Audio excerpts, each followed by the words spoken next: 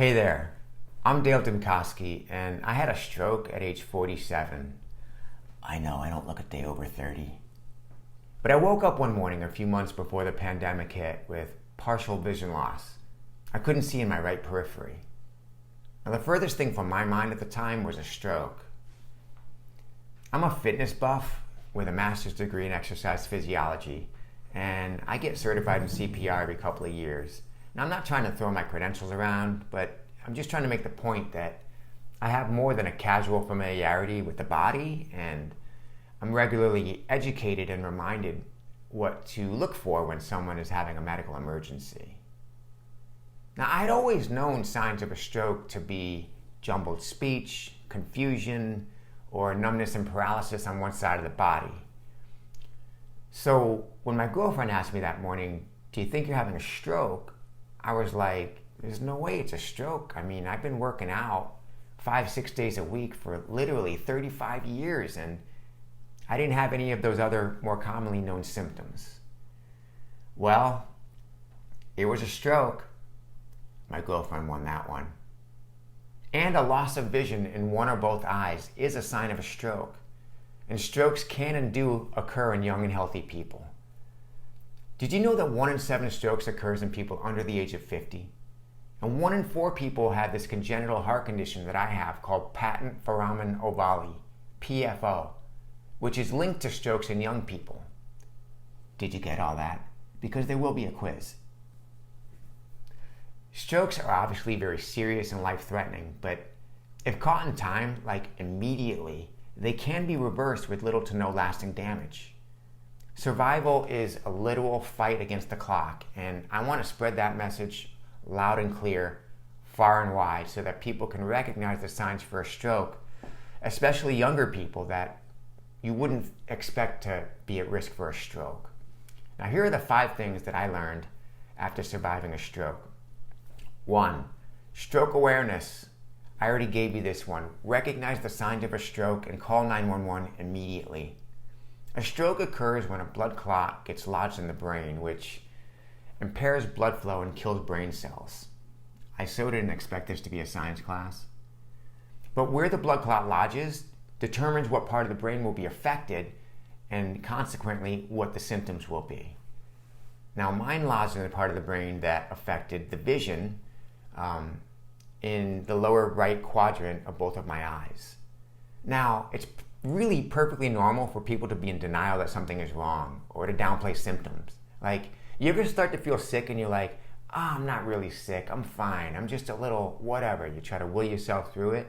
Well, there is a powerful anti-clotting drug that, if administered within 3 hours of the onset of a stroke, can reverse the stroke and save those brain cells. Recognize the signs, call 911. 2, the importance of sleep and exercise. Now, recovery from stroke is different for everyone, as every stroke is different. After my stroke, I had what's called stroke fatigue. It's the feeling that your head is in the clouds and you've got this insatiable need to nap once, twice, sometimes 3 times a day, which was fine by me because I love naps. I also had difficulty remembering certain words. I still do. Headaches, insomnia, and depression. After a stroke, the brain has suffered an injury, and sleep is directly related to the body's ability to repair itself, right? Exercise kickstarts the cycle of blood flow, which carries nutrients to cells. Now, I always say this about exercise. As living beings on this planet, we are either growing or wasting away. Exercise, in particular resistance training, is our only chance at prolonging our demise on this planet. Dark, I know. And then there was the brain exercise. I got back to playing music, which I love, and it's such a wonderful therapy for a brain injury. I wrote jokes about my experience and went up on stage and tried to remember my words. The more I did it, the better I got. 3, have patience with yourself. Now, this one was hard for me because I'm not often described as a patient person, right? Certainly not when it comes to myself. Now, it was very hard for me to accept that my life was forever changed after having a stroke. I mean, no matter how incredible a recovery I managed to make, in some ways it was devastating, right? Losing my eyesight. I'm a lifelong baseball player. I still play competitive baseball with the fellas on weekends, and my whole life and identity up to this point has been deeply connected to my health and fitness. And this is where I really need to acknowledge just how incredibly lucky I know I am, because just a matter of millimeters where the blood clot lodged, and I could have died or been paralyzed. And being in excellent shape at the time of the stroke also gave me a huge leg up and advantage at being able to make a full recovery. I still have a blind spot in my field of vision, but because I'm a right-handed hitter, I can still see the pitch because it comes in from the left side. And I'm proud to say that I returned to the baseball field 3 months after my stroke and hit a double in my first at-bat. Incredible, right? I also went back to work 2 months after my stroke. I wasn't patient with myself there. I so wanted to prove I was okay, that I could do everything that I did before my stroke. I went back too soon. I simply did not have the stamina I once did. Now, I believe going back to work too soon is what brought on my insomnia and depression. And then the pandemic hit and everything shut down. I couldn't work. The universe forced me to rest. Seriously, who's luckier than me? Having a stroke right before a global pandemic caused the entire world to shut down. Talk about timing. I mean, everyone likes to talk about how bad 2020 sucked. I got to admit, I loved it because I needed the year off. 4, recognize opportunity. I don't believe that everything happens for a reason. I believe everything happens, and you have to choose what to do about it. I am a multi-hyphenate career person. In addition to being a fitness coach, I do stand-up comedy. I'm also an actor and I've written scripts. In the last 4 years, stand-up comedy has become an obsession and a passion for me. And I set my life up so I could earn a good living working as a trainer at a high-end gym, and I was able to perform stand-up comedy at night. And just before my stroke, I was beginning to travel for contests and festivals and gigs. My skill in one job helped me to invest in my other career. And I had just worked my first feature gig, which is 20 minutes before the headliner goes on. Things were going great. And then I had a stroke, and a few months later, the world shut down, with my industry being among the hardest hit. Have I mentioned how incredibly lucky I am?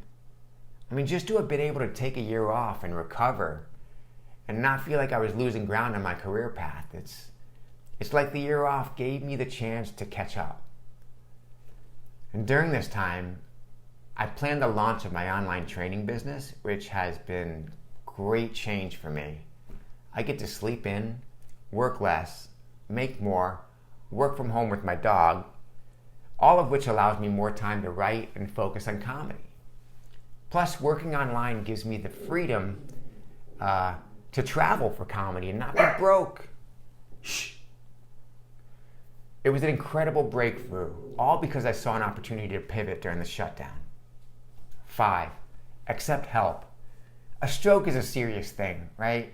And people reached out to me and showed me so much love and support, for which I am forever grateful. I'm very much a self-sufficient person, so it is hard for me to ask for help. But people wanted to help. People wanted to bring food and send well wishes, and I learned it is good to let people do good. It's a good feeling for them, and it's a good feeling for me, allowing a friend or loved one's healing energy into the mix. And I'm not trying to get all new agey and touchy-feely here, but it's about flow, right? If I deny someone's desire to give up themselves in a genuine way, I'm stopping the flow of goodwill. Now, who am I to do that? It's not beneficial to me, not beneficial to the person giving, or to the universe at large. I'm a stroke survivor, and I know people see my story as one of inspiration and about overcoming adversity, and I understand that, but I don't really see it that way. I see it as I am the luckiest man on the planet, and now what am I gonna do? Fail at a business venture? Bomb on stage? Please, I could have died. I'm lucky I even get the chance to try.